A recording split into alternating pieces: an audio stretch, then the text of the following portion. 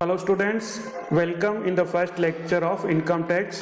In this lecture you will know the kinds of tax, करों के प्रकार, kinds of tax।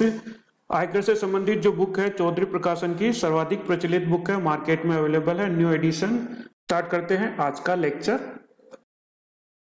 Kinds of tax, करों के प्रकार। करों के दो प्रकार है, इस लेक्चर में अपन उसका अध्ययन करेंगे, डायरेक्ट टैक्स और इनडायरेक्ट टैक्स। डायरेक्ट टैक्स मतलब प्रत्यक्ष कर और अप्रत्यक्ष कर।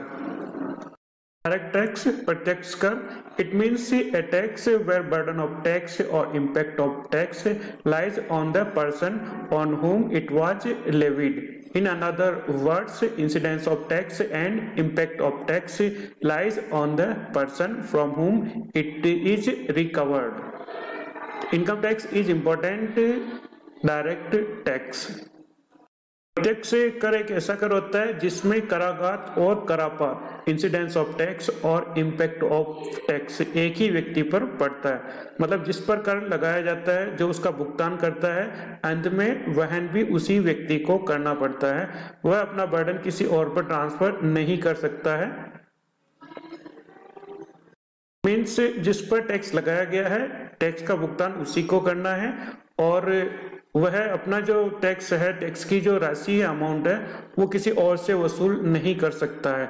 ये डायरेक्ट टैक्स कहलाएगा। Okay, income tax direct tax का एक महत्वपूर्ण उदाहरण है। अब अपन चलते हैं इनडायरेक्ट टैक्स। इनडायरेक्ट टैक्स अप्रत्यक्ष कर।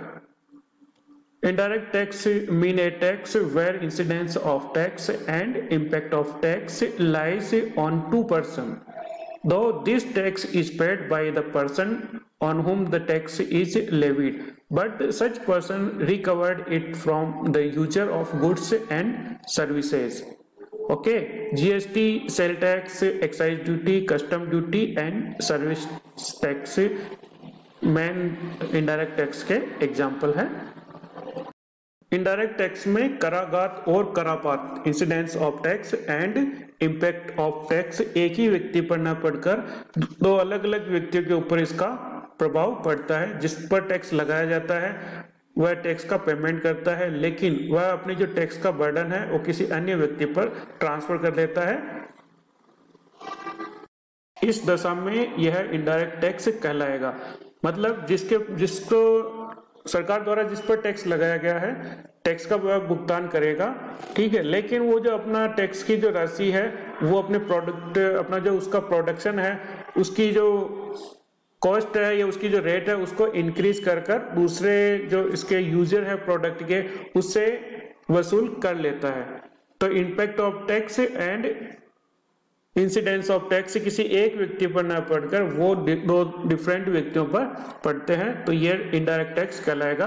वर्तमान में जीएसटी जो प्रचलित है वो इनडायरेक्ट टैक्स का उदाहरण है। इसके अलावा sale tax, excise duty, custom duty, service tax ये मेन इनडायरेक्ट टैक्स है।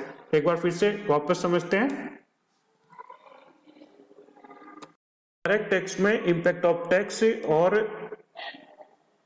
इंसिडेंस ऑफ टैक्स, कराघात, इंसिडेंस ऑफ टैक्स और करापात, इम्पैक्ट ऑफ टैक्स एक ही व्यक्ति पर पड़ते हैं।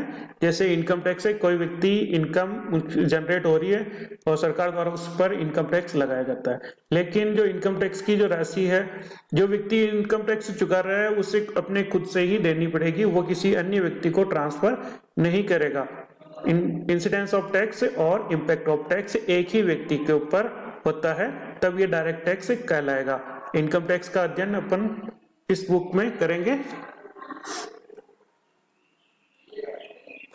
इसके विपरीत इनडायरेक्ट टैक्स में इंसिडेंस ऑफ टैक्स और इम्पैक्ट ऑफ टैक्स दो भिन्न व्यक्तियों पर पड़ता है। जिसके ऊपर कर लगाया जाता है वो उसके द्वारा भुगतान तो किया जाता है, लेकिन वह जो टैक्स का बर्डन है किसी दूसरे पर ट्रांसफर कर देता है।